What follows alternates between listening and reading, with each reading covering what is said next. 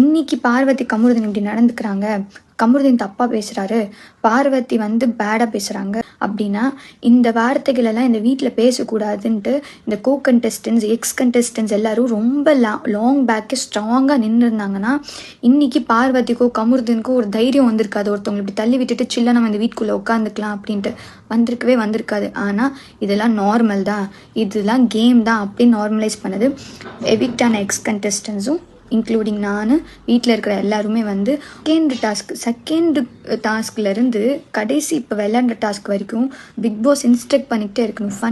ஃபன்னை விளையாடுங்கன்ட்டு ஒரு பாட்டு போட்டு விளையாடுற டாஸ்க்கை கூட காலில் அடிபட்டுக்கிட்டு, ஒரு தொப்பி எடுக்கிற டாஸ்கில் மண்டையில் அடிபட்டு, காலில் அடிபட்டு, கையில் அடிபட்டு, அவ்வளோ பிளட்ஸ் வந்து இவ்வளோ அக்ரெஷன்ஸ். ஏன் இப்படி விளையாடுறீங்க, ஒருத்தவங்கள சேர்ந்து ஏன் 8 பேர் பிடிக்கிறீங்க அப்படின்னு நம்ம கொஷின் பண்ணால் இந்த கேம் இப்படி தான் விளையாடணும், உனக்கு விளையாடணும்னா விளையாடலைன்னா போ அப்படின்ட்டு நார்மலைஸ் பண்ணிவிட்டு, ஒருத்தவங்க அஃபென்சிவ் வேர்ட்ஸ் பேசினா நார்மலைஸ் பண்ணிவிட்டு, இன்றைக்கி ஒரு 5 பேர் நின்று கொஷின் கேட்குறாங்களே கண்டெஸ்டன்ஸ் உள்ள.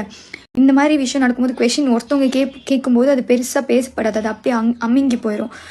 அப்படின்னு பண்ணியிருந்தாங்கன்னா இன்றைக்கி இந்த மாதிரி ஒருத்தவங்களை பண்ணுறதுக்கோ, இந்த மாதிரி தள்ளி விடுறதுக்கோ, இந்த மாதிரி தப்பாக பேசுகிறதுக்கோ, அவ்வளோ அஃபென்சிவ் வேர்ட்ஸ் பேசுகிறதுக்கோ ஒரு நேஷ்னல் டெலிவிஷனில் இப்படிலாம் பண்ணுறதுக்கோ யோசிச்சிருப்பாங்க. இது ரொம்ப சின்ன ஒரு விஷயம் குட்டியாக ஸ்டார்ட் ஆகும்போதே இது இப்படி கிடையாதுன்னு ஒரு 10 பேர் நின்று அந்த ஒரு ஆளுக்கு அகேன்ஸ்டாக என்ன பேசியிருந்தாங்கன்னா இன்றைக்கி பார்வதிக்கும் கமருதீனுக்கும் இவ்வளோ தைரியம் வந்திருக்குமா, இது பண்ணிட்டு நம்ம சில்ல இருக்கலாம் அப்படின்னு சொல்லிட்டு.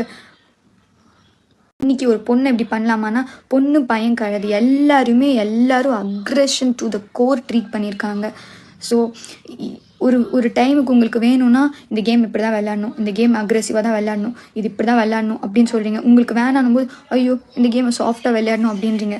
ஒருத்தவங்க இன்றைக்கி பாதிக்கப்பட்டிருக்காங்கன்னா அதுக்கு எக்ஸ் கண்டெஸ்டன்ஸ் உள்ளே இருக்க கண்டெஸ்டன்ஸ் எல்லோரும் தான் காரணம். ஒரு விஷயத்த வந்து சின்னதாக இருக்கும் போதே அது ஸ்ட்ராங்காக நின்று இப்படி நீ பண்ணக்கூடாது, நீ எப்படி ஒருத்தவங்களை இப்படி கேள்வி கேட்ப, நீ எப்படி ஒருத்தவங்களை இப்படி அடிப்ப, அது கேமாக இருந்தாலும் கேமாக விளையாடணும், ஒரு ஃபன் கேமாக கூட கேமாக விளையாட தெரியாத ஒரு contestants. So if you normalise something இந்த மாதிரி தான் வந்து எண்ட் ஆகும். இன்றைக்கி நின்று கேட்ட விஷயத்த ரொம்ப முன்னாடியே கேட்டிருந்தேன், இன்றைக்கி இது நடந்திருக்காது. அதுதான் என்னுடைய கன்சர்ன். யாரையும் சப்போர்ட் பண்ணணுன்ட்டு இல்லை.